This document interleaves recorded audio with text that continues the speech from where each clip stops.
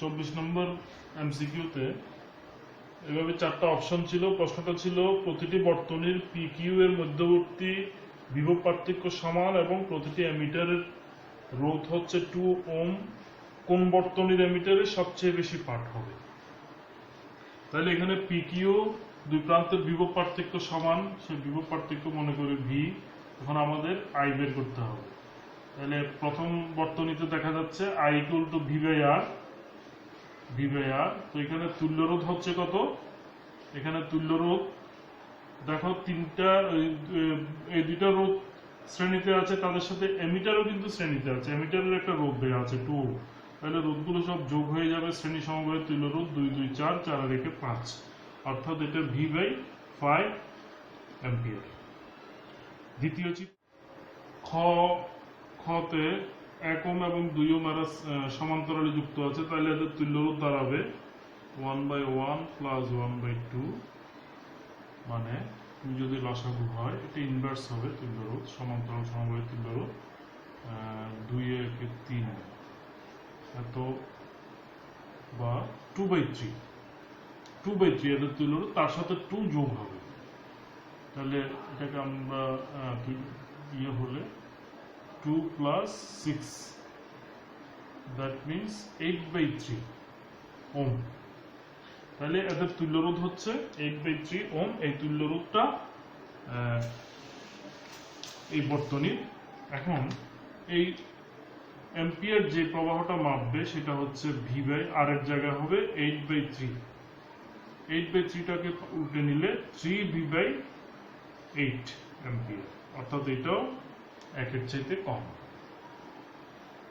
3 নম্বর যে ইয়েটা আছে, এখানে দেখা যাচ্ছে এমিটার এখানে কিন্তু একটা শাখায় আছে, 1 ওহমের সাথে শাখায় আছে, এবং এই দুইটার সমান্তরাল সমবায় P আর Q এর সাথে যুক্ত, এবং P আর Q এর যেহেতু বিভব সমান, তাহলে আমরা শুধু এই শাখাটা চিন্তা করলেই হবে। এই শাখার প্রবাহ শুধু এমিটার মাপতে পারবে, পুরো বর্তনীর প্রবাহ মাপতে পারবে না। P বাই Q এর পুরো রোধটা মাপতে পারবে না, শুধু সে এই দুইটা এই শাখাটার প্রবাহটা মাপতে পারবে। তাহলে এই ক্ষেত্রে I ইকুয়াল টু হচ্ছে, আমরা জানি I equal to V by, এইটার জন্য যেই ইয়েটা পাবো, তুল্যরোধটা পাবো সেটা, অর্থাৎ এই দুইটা তুল্যরোধ V বাই RS বলতে পারি। RS এর জায়গায় 2 1 2 এর 1 3, এটা বাদ যাবে, এটা এই ক্ষেত্রে যুক্ত হবে না। V by 3। আর 4 নম্বরটাতে এখানে দেখো, এখানে কিন্তু তিনটাই এমিটার সহ, এমিটারের রোধ সহ তিনটা রোধই কিন্তু সমান্তরালে আছে। যেহেতু এমিটার একটা আলাদা শাখায় আছে, তাহলে এমিটার আলাদা একটা প্রবাহ, শুধু এই শাখার প্রবাহটাই মাপবে সে। এই দুই শাখাতে যে প্রবাহ যাচ্ছে সেই দুই শাখার প্রবাহ মাপবে না, ফলে এগুলো হিসেব করতে হবে না, কারণ এদের কমন বিন্দু একই। ফলে এখানে হবে I equal to V by R। আর বলতে এখানে রোধ হবে শুধু এমিটারের রোধ 2। এই সবগুলো 4টা মান থেকে দেখা যাচ্ছে সবচেয়ে বড় মান হচ্ছে V বাই 2, সেই জন্য এটার উত্তর হবে ঘ। এরপরে 38 ও 39 নাম্বার দুইটাই কিন্তু একটি অভিন্ন তথ্যভিত্তিক প্রশ্নের উপর, একটি অভিন্ন তথ্যভিত্তিক উদ্দীপকের উপর করা হয়েছে। উদ্দীপকে একটা ছবি ছিল, একটা বর্তনী ছিল। বর্তনীতে দেখা যাচ্ছে দুইটি কোষ, একটা 8 ভোল্ট এবং আরেকটা 6 ভোল্টের কোষ। তারা একই মুখীভাবে যুক্ত আছে, শ্রেণীতে যুক্ত আছে। তাদের সাথে একটা বহির্বর্তনীতে 8 ওহম রোধ আছে। 38 নম্বর প্রশ্নটা হলো বর্তনীতে তড়িৎ প্রবাহ কত। এখন বর্তনীতে তড়িৎ প্রবাহ এখানে দেখা যাচ্ছে এই কোষ দুটো হচ্ছে শ্রেণী সমবায়ে আছে, তবে এদের মান কিন্তু ভিন্ন, একটা 8 ভোল্ট একটা 6 ভোল্ট।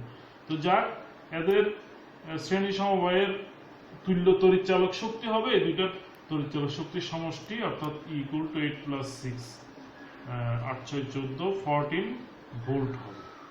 আর বহির্বর্তনের রোধ হচ্ছে 8 ওহম, তাহলে এটার উত্তর হবে I equal to E divided by R, অর্থাৎ 14/8। 14/8, তাহলে এটার উত্তর দাঁড়াবে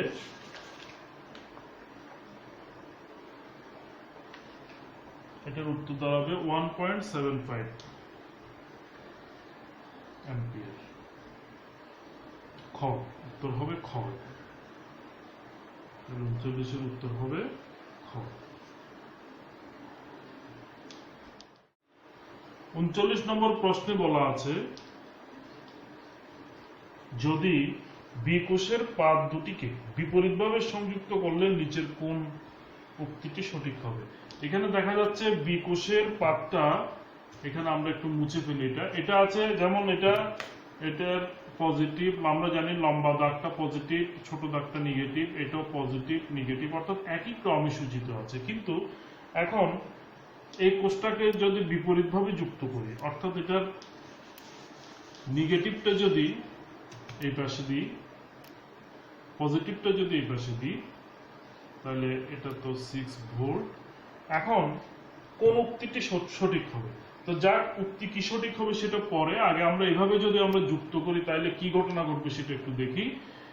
এভাবে যদি যুক্ত করি, 8 ভোল্টের জন্য তড়িৎ প্রবাহিত হবে পজিটিভ থেকে নেগেটিভের দিকে, 6 ভোল্টের জন্য হবে তার উল্টো দিকে।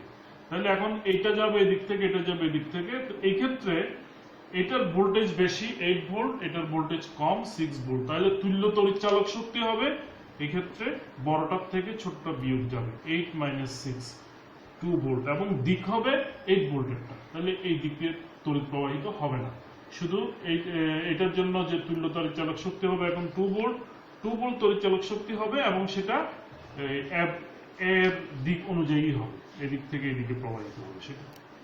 তাহলে এখন আমরা অপশনগুলো দেখি। এখানে দেখা যাচ্ছে কোষের দুপাতের বিভব পার্থক্য বৃদ্ধি পাবে, কিন্তু বিভব পার্থক্য বৃদ্ধি পাচ্ছে না। দুই পাতের বিভব পার্থক্য আমরা দেখেছি যদি একই ক্রমে সূচিত করেছি তখন বিভব পার্থক্য যোগ হয়েছিল, বৃদ্ধি পেয়েছিল, 8/14 হয়েছিল। এখন দেখা যাচ্ছে বিভব পার্থক্য আসলে হ্রাস পাবে। তো এই ক্ষেত্রে অপশন 2 হচ্ছে উত্তর, 39-এর উত্তর হবে খ। 40 নম্বর প্রশ্নটা একটা অভিন্ন তথ্যভিত্তিক প্রশ্নের উদ্দীপক থেকে নেয়া। এখানে একটা বর্তনী দেয়া আছে, বর্তনীটা দেখো ভালো করে। এখানে ধনাত্মক প্রান্ত থেকে তড়িৎ এসে এখানে দুটি রোধ আছে সমান্তরালে, এদের মধ্য দিয়ে গিয়ে আবার এই রোধ অতিক্রম করে বর্তনী সম্পূর্ণ। এখানে 40 নম্বরে বলা হয়েছে বর্তনীর তুল্যরোধ কত। তাহলে এই দুইটার সমান্তরালের তুল্যরোধ, আমরা যদি তুল্যরোধ আর ধরি, এদের সমান্তরালের তুল্যরোধের সাথে এই রোধটা যুক্ত হবে, সিরিজের যুক্ত হবে এটা। তাহলে এটাকে আমরা এভাবে লিখতে পারি 1/6 প্লাস 1/12 ইনভার্স 1 প্লাস 4। আমি সংক্ষেপে করছি, তাহলে 12, এখানে 6 × 12 ইনভার্স 1 প্লাস 4, 3/12 ইনভার্স 1 প্লাস 4, 3 × 4 = 12, এবং 4কে যদি 1/4 কে ইনভার্স করলে 4 + 4, দ্যাট মিনস 8 ওহম। এই প্রশ্নটার উত্তর আমি দেখে নিয়েছি বিভিন্ন অন্যান্য বোর্ডের থেকে। এটা চট্টগ্রাম বোর্ডে এসেছিল 2017, এই বইতে উত্তর ভুল দেয়া আছে। এটাতে খ হবে 8 ওহম, তোমরা একটু শুদ্ধ করে নাও, এটার উত্তর হবে খ 8 ওহম। তারপরে একই উদ্দীপক থেকে এরপরের প্রশ্নটা আছে 41 নম্বর প্রশ্ন, নিচের কোন উক্তিটি সঠিক? অর্থাৎ এখানে যে তিনটা প্রবাহ দেখানো হয়েছে I1, I2 এবং I, এই তিনটার মধ্যে কোনটি সঠিক সেটা আমাদেরকে দেখাতে বলা হয়েছে। তো এই ক্ষেত্রে আমরা দেখব এই যে তুল্যরোধটা আমরা পেয়েছি সেখান থেকে বর্তনীর যে প্রবাহটা পাবো, এটা অঙ্ক করার প্রয়োজন নাই, একটু আইডেন্টিফাই করলে হয়। এখানে I প্রবাহটা হচ্ছে মূল প্রবাহ, তাহলে I অবশ্যই বড়, I প্রবাহের মান অবশ্যই বড় হবে, মূল প্রবাহ। পরবর্তীতে যেই শাখাতে রোধের মান বড় সেই শাখাতে প্রবাহের মান ছোট হবে। তাহলে এই দুইটার মধ্যে দেখা যাচ্ছে 4 ওহমের মধ্যে দিয়েও কিন্তু মূল প্রবাহ গেছে। তাহলে এই দুইটা শাখার মধ্যে I1, I2 এর মধ্যে দেখা যাচ্ছে এখানে 6 ওহম আছে, এখানে 12 ওহম আছে। তাহলে এখানে রোধ কম, এখানে I1টা I2 চাইতে বড় হবে। তাহলে I is greater than I1 is greater than I2, এটাই হচ্ছে উত্তর। অর্থাৎ এই ক্ষেত্রে উত্তর হচ্ছে গ। এরপর আমরা করব 54 নম্বর প্রশ্ন। 54 নম্বরে বলা আছে একটি 3 ওহম রোধের তারকে সমবাহু ত্রিভুজের আকারে বাঁকানো হলো, একটি বাহুর দুই প্রান্তের রোধের মান কত? তাহলে মনে করো এটা একটা তার মানে তার কিছু রোধ থাকবে, এটার রোধ হলো 3 ওহম। যেহেতু একটা নির্দিষ্ট তার, তাহলে তাকে যদি আমি 3 টুকরা সমান 3 টুকরা করি, তার প্রত্যেকটা টুকরার রোধও হবে কিন্তু 1 ওহম করে। এখন এই তিনটে টুকরাকে যদি আমি ভাঁজ করে একটা ত্রিভুজের আকার দিই, ত্রিভুজের আকার কিন্তু দেয়া যাবে, এইভাবে দেয়া যাবে। তুমি এই তারগুলোকে রোধ মনে করো, তাহলে এখানে তুমি রোধ আঁকতে পারো, এই রোধ আঁকতে পারো। তাহলে ওরা বলেছে সমবাহু ত্রিভুজের যে কোনো দুই বিন্দুর মধ্যে তুল্য রোধ কত হবে, রোধের মান কত হবে। তাহলে এটাকে ধরি এ বি সি। আমি এ সির দুই প্রান্তের যে কোনো দুই বাহু বলেছে, এ সি বলি, এ বি বলি বা বিসি বলি, যে কোনো দুই বাহুর মধ্যবর্তী রোধ কত, এটা চিন্তা করতে গেলে এই রোধগুলো প্রত্যেকটা কিন্তু 1 ওহম করে, যেহেতু এটা সমবাহু ত্রিভুজ, প্রত্যেকটা বাহুর দৈর্ঘ্য সমান, সেই জন্য রোধও সমান হবে। তো এখানে আমি যদি এ এবং সি বিবেচনা করি, এ সির মধ্যবর্তী রোধ, এ সি অংশের রোধ বলি, এটা যদি একটু গভীরভাবে চিন্তা করি, তাহলে আমরা দেখবো যে কি এ থেকে সিতে রোধ একটা 1 ওহম সরাসরি গেছে, আবার এদিকে 1 ওহম এবং 1 ওহম এই দুটো কিন্তু শ্রেণীতে যুক্ত হয়েছে, অর্থাৎ এই দুটো শ্রেণী সমবায়ের সাথে এই 1 ওহমের সমান্তরাল সমবায়ী হচ্ছে এ সি এর মধ্যবর্তী রোধ। তাহলে এই দুইটা বাহুর, এ বি এবং বিসি বাহুর যে রোধগুলো, তাদের শ্রেণী সমবায় হচ্ছে 2 ওহম, তার সাথে এই 1 ওহমটা সমান্তরালে থাকবে, অর্থাৎ 1/2 প্লাস 1/1 ইনভার্স 1। লসাগু করলে 1 প্লাস 2 ওহম, তাহলে 3/2 ইনভার্স 1/2/3 অ্যাম্পিয়ার। তাহলে আমার উত্তর হবে 2/3। এখানে উত্তর হচ্ছে ঘ। এই 57 নম্বর প্রশ্নটাতেও প্রশ্নে একটু ভুল আছে। এখানে দেয়া আছে বিষম রোধের গ্যালভানোমিটারের মধ্য দিয়ে 3.01 অ্যাম্পিয়ার আছে। এটা আমি দেখে নিয়েছি, এটা আসলে 0.01 অ্যাম্পিয়ার হবে, তাহলে উত্তরটা সঠিক হয়। তাহলে জি এর মান হচ্ছে তোমার 20 ওহম। গ্যালভানোমিটারের মধ্য দিয়ে 0.01 তড়িৎ প্রবাহিত হয়, অর্থাৎ গ্যালভানোমিটার এই প্রবাহটাই সহ্য করতে পারে। এটা 3.01 হবে না, আমি আবার বলছি, এটা হবে 0.01 অ্যাম্পিয়ার। কত মানের শান্ট যুক্ত করতে হবে, তাকে 1 অ্যাম্পিয়ার তড়িৎ প্রবাহিত হবে তার মধ্যে, অর্থাৎ শান্ট যুক্ত করলে তখন এর চাইতে বেশি প্রবাহ প্রবাহিত হতে পারে। তাহলে এটা 1 অ্যাম্পিয়ার। এস এর মান কত? আমরা জানি সূত্র, আইজি এর সূত্র পড়িয়েছি, আইজি ইকুয়াল টু উপরে হবে S divided by G plus S into I. এখানে যদি মানগুলো বসাই, এখানে 0.01 S divided by 20 plus S into 1। তাহলে আমরা লিখতে পারি, এটা যদি গুণ করি, 0.2 plus 0.01 S equal to S. সুতরাং এটা ওই পাশে নিয়ে গেলে 1 minus 0.1 into s equal to 0.2, or 0.99 s equal to 0.2, therefore s equal to 0.2 by 0.99। তো এটা ভাগ করলে আমরা উত্তর পাবো 0.202 পাই। এখানে উত্তরটা ওরা 202 ওহম পাবো, ওরা 0.2 রেখেছে উত্তর। তাহলে এক্ষেত্রে উত্তর হবে গ।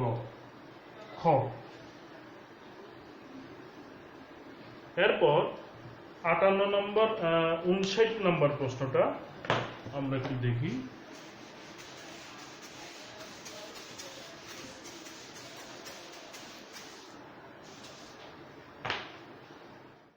এরপর 59 নম্বর প্রশ্নে একটা বুয়েটে এসেছিল 2011-12-তে। এখানে একটা বর্তনী দেয়া আছে, একটু সাবধানে দেখো এই বর্তনীটা। এখানে এটা কিন্তু একটা তড়িৎচালক শক্তির উৎস 220 ভোল্ট। এই চিহ্নটার সাথে হয়তো পরিচিত না তোমরা, ঢেউ খেলানো। এটা হচ্ছে আসলে এসি উৎস, মানে আমরা যে কারেন্টটা ঘরে ব্যবহার করি সেই ধরনের উৎস। এটা কোনো ডিসি উৎস না, বা কোনো কোষ বা ব্যাটারি থেকে এই প্রবাহটা পাওয়া যাচ্ছে না। এটা পরিবর্তনশীল তড়িৎ প্রবাহ, দিক পাল্টায় পারে। আচ্ছা যাক, এর সাথে শ্রেণীতে একটা এমিটার দেয়া আছে, একটা বহির্বর্তনের রোধ দেয়া আছে, এটার মান দেয়া আছে 220 ওহম, আর একটা ভোল্ট মিটার দেয়া আছে। ভোল্ট মিটার দেখো শ্রেণীতে দেয়া আছে, কিন্তু মনে রাখতে হবে ভোল্ট মিটার সবসময় কোনো বর্তনীর যে কোনো দুই বিন্দুর মধ্যকার বিভব পার্থক্য নির্ণয় করে, সেই জন্য তাকে সবসময় কোনো একটা অংশের সাথে সমান্তরাল যুক্ত করতে হয়। এই জিনিসটা এখানে ভায়োলেট করা হয়েছে, এখানে সরাসরি মূল বর্তনীতে দেয়া হয়েছে। আরো একটা জিনিস মনে রাখবে, তোমাদেরকে ভোল্ট মিটার তোমাদের নাই সিলেবাসে, সেই জন্য হয়তো ওইভাবে পড়াইনি আমি। ভোল্টমিটারের কিন্তু অভ্যন্তরীণ রোধটা বেশি হয়, এমিটারের অভ্যন্তরীণ রোধ খুব কম হয়, কিন্তু ভোল্টমিটারের অভ্যন্তরীণ রোধটা হয় অনেক অনেক বেশি। তো যাকে এমন সেটা বর্তনীতে যুক্ত হয় বলে তাকে সমান্তরালে দেওয়া হয়। কিন্তু এখানে যেহেতু শ্রেণীতে দেওয়া হয়েছে, এখানে আমাদের মনে রাখতে হবে এমিটারের আসলে তুল্য রোধ খুবই কম, ফলে এমিটারের রোধ এখানে আমরা নাই বললে চিন্তা করব, নাই মানে একদম ন্যূনতম চিন্তা করতে পারি। অর্থাৎ এমিটার আসলে এখানে কোনো রোধ যুক্ত করবে না, তার মধ্য দিয়ে সরাসরি তড়িৎ প্রবাহিত হওয়ার কথা, সে কোনো অর্থাৎ তার মধ্য দিয়ে কোনো প্রবাহই যাবে না এখানে। আর এই যে এখানে একটা রোধ দেখা যাচ্ছে 220 ওহম, এবং এখানে যে ভোল্টমিটারটা দেখা যাচ্ছে, এই ভোল্টমিটারটা আসলে যেহেতু এই কোষ না তড়িৎ উৎসের এগেনস্টে দেওয়া হয়েছে, সেই জন্য এই এমিটারটা কোনো তড়িৎ, এখানে এই রোধটা 220 ওহম, আর ভোল্টমিটারের যে রোধটা এটা অনেক বড়, 220 ওহমের চেয়ে অনেক বড়। এত বড় রোধের মধ্য দিয়ে আসলে তড়িৎ প্রবাহিত হয় না বললেই চলে। সে কারণে এমিটার যেটা, তার দ্বারা যে প্রবাহটা মাপা হবে সেটা হবে 0 অ্যাম্পিয়ার। এখানে যে অপশনগুলো আছে তার মধ্যে সবচেয়ে রিলায়েবল হচ্ছে 0 অ্যাম্পিয়ার। আর ভোল্টমিটার তখন প্রবাহ যাচ্ছে না ঠিক আছে, কিন্তু সে ইয়ের সাথে, উৎসের সাথে যুক্ত আছে, ফলে সে একটা বিক্ষেপ দেখাবে এবং সেটা হবে 220 ভোল্ট। এভাবে আমরা মোটামুটি এটাকে ব্যাখ্যা করতে পারি। 62 নম্বর প্রশ্নে বলা ছিল গ্যালভানোমিটারের রোধ দেওয়া আছে 25 ওহম, আইজি বা গ্যালভানোমিটার প্রবাহ হচ্ছে মূল প্রবাহের 1%, মানে 0.01 ইন্টু আই, এস এর মান কত? তো আমরা জানি আইজি সমান, আমরা জানি S by G plus S into I. মান যদি বসাই, আইজি হচ্ছে 0.01 into I, S divided by 25 plus S into I. দুই দিক থেকে আইটা বাদ যাবে, 0.25 plus 0.01 S equal to S. এখানে আমরা পাই 1 minus 0.01 S equal to 0.25, 0.99 s equal to 0.25 or s equal to 0.25 into 0.99, উঠে গেলে 25 divided by 99। কিন্তু এখানে উত্তরে দেখা যাচ্ছে এই উত্তরটা নাই, কিন্তু কাছাকাছি একটা উত্তর আছে 22 divided by 99 ওহম। তো আমরা ধরে নিতে পারি হয় উত্তরটা ভুল আছে, অথবা নিয়ারলি, অনেক সময় এগুলো এডমিশন টেস্টের প্রশ্ন নিয়ারলি উত্তর থাকে, এটা সেরকমই একটা উত্তর হবে। 63 নম্বর প্রশ্নটাতে একটি রোধ কুণ্ডলীকে তরলে নিমজ্জিত করে এর ভিতর দিয়ে 1 অ্যাম্পিয়ার তড়িৎ প্রবাহ 1 মিনিট চালনা করলে 240 গ্রাম পানির তাপমাত্রা এত বৃদ্ধি পায়। রোধ কুণ্ডলীর দুই প্রান্তের বিভব পার্থক্য বের করতে বলা হয়েছে। তরলের আপেক্ষিক তাপ দেওয়া আছে। এক্ষেত্রে উৎপন্ন তাপের 25% বিকিরণ পদ্ধতিতে অপচয় হয়। তো আমরা এই ধরনের অঙ্ক করেছি, আমরা ধরে নেব যে পরীক্ষা যখন করব তখন আমাদের এক্সপার্ট হয়ে যাব আমরা, সেজন্য এটা সংক্ষেপে করতে হবে। এখানে উৎপন্ন তাপ সমান শোষিত তাপ, শোষিত তাপ সবসময় এমএস ডেল্টা থিটা। আর উৎপন্ন তাপের সূত্র অনেকগুলো আছে, এখানে আমরা দেখব কি কি ব্যবহার করা হয়েছে। আই দেওয়া আছে, টি দেওয়া আছে এবং ভি চেয়েছে, তাহলে আমরা ভি18 দিতে পারি। কিন্তু বলা হয়েছে উৎপন্ন তাপের 25% বিকিরণ পদ্ধতিতে অপচয় হয়, তাহলে কাজে লাগে 75%। তাহলে এটাকে আমরা 0.75 ইন্টু 75 কে পার্সেন্টকে ভাঙলে 0.75 পাই, এভাবে লিখতে পারি আমরা। তাহলে আমাদের বের করতে হবে ভিটা, ms delta theta divided by 0.75 into I into t। মানগুলো যদি বসাই, m এর মান এখানে হচ্ছে 240 গ্রাম, তাহলে 0.24 কেজি। s কিন্তু আলাদা করে দেয়া আছে, তরলের আপেক্ষিক তাপ 1680 ইন্টু ডেল্টা থিটা। তাপমাত্রা পার্থক্য বলেছে 50 ডিগ্রি সেলসিয়াস, তার মানে পার্থক্য কেলভিনেও একই থাকবে। 0.75 ইন্টু আই এর মান হচ্ছে 1 অ্যাম্পিয়ার, সময় হচ্ছে t 1 মিনিট, মানে 60 সেকেন্ডস। এই সবগুলো ক্যালকুলেশন করলে উত্তর কিন্তু এটাই পাওয়া যাবে 448 ভোল্ট। তাহলে উত্তর হবে এই ক্ষেত্রে কম, 63 এর উত্তর হবে কম। 67 নম্বর প্রশ্নে এরকম একটা চিত্র দেয়া আছে, এখানে বলা আছে x1 এবং x2 পয়েন্টের মধ্যে তুল্য রোধ কত। তাহলে আমরা দেখতে পাচ্ছি x1 এর মধ্য দিয়ে দুইভাবে তড়িৎ প্রবাহিত হচ্ছে, একটা হচ্ছে 3 ওহমের মধ্য দিয়ে আর একটা সরাসরি একটা তারের মধ্য দিয়ে। তো এখানে যেহেতু কিছু বলা নেই, তারের রোধের কথা কিছু বলা নেই, আমরা ধরে নেব এই তারের কোনো রোধ নাই বা রোধ থাকলে সেটা খুবই ন্যূনতম। তাহলে আমরা জানি তড়িৎ সবসময় এমন পথেই অবলম্বন করবে যে পথে রোধ কম। ফলে এখানে যদি আমরা চিন্তা করি তুল্য রোধ এই ক্ষেত্রে হবে 0 ওহম, কারণ তড়িৎ এই যেহেতু এই পথটা আছে খোলা আছে সেই জন্য সে কখনোই এই রোধের মধ্য দিয়ে যাবে না। ফলে এই ক্ষেত্রে উত্তর হবে 0 ওহম। এটা একটু বুদ্ধির প্রশ্ন, অঙ্ক করার প্রয়োজন নাই। তাহলে এই ক্ষেত্রে উত্তর হবে খ 0 ওহম, অর্থাৎ সে রোধবিহীন একটা তার পেয়েছে সেদিকেই চলে গেছে।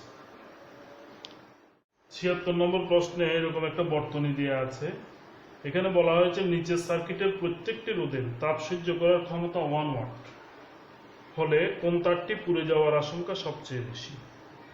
তো যাক, এখানে প্রত্যেকে 1 ওয়াট তাপ সহ্য করতে পারে। 5টা রোধ দেওয়া আছে A B C D E, বই একটু C এবং D মিলে গেছে, এটা আসলে দুটো রোধ হবে। তো এখন এই বর্তনীর এখান থেকে আমরা তুল্য রোধ যাই পাই না কেন, সেখান থেকে যে প্রবাহটা পাবো I প্রবাহ, সেটা কিন্তু A এবং E রোধের মধ্য দিয়ে সরাসরি প্রবাহিত হবে। B এবং C D এর মধ্য দিয়ে তুলনামূলক, যেমন B রোধের মধ্য দিয়ে যেহেতু এই বিন্দু থেকে সমান্তরালে যুক্ত, এই দুইটা তার সমান্তরালে যুক্ত হয়ে গেছে, তাহলে এখানে প্রবাহের মান কমে যাবে, এই দুইটাতে তুলনামূলকভাবে অনেক কমে যাবে, তাহলে বেশি প্রবাহ পাবে A এবং E। তবে A এবং E এর মধ্যে যেহেতু প্রবাহ ধনাত্মক প্রান্ত থেকে শুরু হয়, প্রথমেই পড়বে A রোধটা, ফলে পুড়ে গেলে A রোধটায় পুড়ে যাওয়ার সম্ভাবনা সবচেয়ে বেশি। A রোধ পুড়ে গেলে তড়িৎ প্রবাহ বন্ধ হয়ে যাবে, ফলে এই পর্যন্ত তড়িৎ প্রবাহ পৌঁছাবে না। সে কারণে এটার উত্তর হবে ক। 77 নম্বর প্রশ্নে বলা হয়েছে দুটি একই ধরনের খেলনা মোটর গাড়ি 3 ভোল্ট ব্যাটারি দ্বারা চালিত। প্রথমটিকে দুটি 1.5 ভোল্ট ব্যাটারি শ্রেণী সংযোগে এবং দ্বিতীয়টিতে দুটি 1.5 ভোল্ট ব্যাটারি সমান্তরালে যুক্ত করা হবে। মোটর গাড়িদের গতিবেগ 3 মিটার পার মিনিট হলে নিচের কোনটি সত্য। আচ্ছা যাক, দুইটা গাড়ির জন্যই 3 ভোল্ট ব্যাটারির প্রয়োজন হয়। প্রথমটিতে যেহেতু শ্রেণীতে যুক্ত করা হয়েছে, ব্যাটারির কোষ দুইটি শ্রেণীতে যুক্ত করা হয়েছে, তাইলে সে 1.5 ভোল্ট করে দুইটা কোষ যুক্ত, তাইলে সে কিন্তু টোটাল 3 ভোল্টই পাচ্ছে, অর্থাৎ সে কিন্তু এই যে ব্যাগটা বলা হয়েছে এই ব্যাগে পরিপূর্ণভাবে চলতে পারবে। কিন্তু আমরা জানি দ্বিতীয় গাড়িটাতে এই কোষগুলো দেওয়া হয়েছে সমান্তরালে। আমরা জানি সমান্তরালে যদি একাধিক কোষ যুক্ত করা হয়, সেখানে কিন্তু কোষগুলো তড়িৎচালক শক্তি একত্র হতে পারে না, সেগুলো কিন্তু ইন্ডিভিজুয়ালি কাজ করে। অর্থাৎ এক্ষেত্রে বিভব পার্থক্য 1.5 ভোল্টই থাকবে, ফলে সে 3 মিটার পার মিনিট যে গতিবেগ এটা অর্জন করতে পারবে না। সেই জন্য এক্ষেত্রে উত্তর হবে খ, দ্বিতীয়টি কম গতিতে চলবে কিন্তু কম দূরত্ব অতিক্রম করবে। কিন্তু না হয় এটা এবং হলে ভালো হতো, এত প্রশ্নের এখানে হয়তো ওরা প্রিন্টিং মিস্টেক করেছে। যা এই হচ্ছে আমাদের এমসিকিউর সমাধান।